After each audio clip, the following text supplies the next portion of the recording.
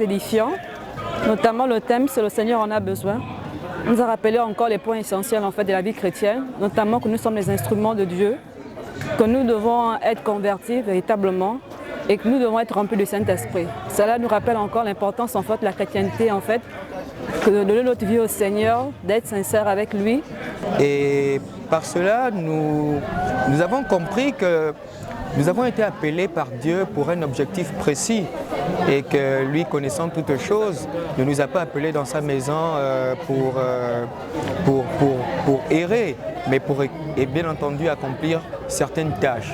Nous l'avons compris et au terme du message, nous avons décidé particulièrement de pouvoir, déjà connaissant l'appel que nous avons reçu de Dieu, nous faire violence, nous appliquer et commencer à marcher même dans cet appel-là.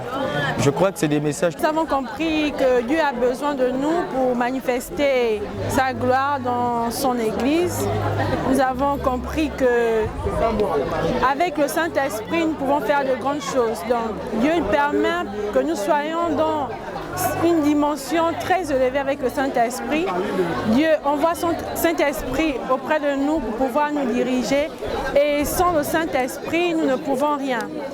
Généralement, dans notre vie quotidienne, nous comprenons que nous posons des actes quelquefois que nous regrettons et si nous n'avons pas le Saint-Esprit pour nous diriger, nous ne sommes rien. Donc, d'être à la disposition de Dieu qui a pour nous, n'est-ce pas, un avenir et des œuvres à accomplir à la faveur, n'est-ce pas, du salut de l'humanité.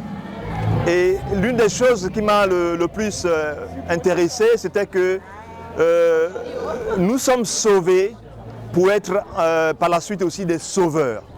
Et vraiment, c'est un message fort qui me fait comprendre que... Un message essentiellement prophétique qui avait pour objet d'appeler les gens à ne pas résister à l'appel de Dieu. Lorsque Dieu appelle quelqu'un, il a forcément un besoin. Lorsque Dieu dispose quelqu'un, il a forcément une mission. Et donc, le message avait pour viser de pousser les hommes, les femmes, les jeunes, les adultes à vraiment répondre à l'appel de Dieu quand il le faut.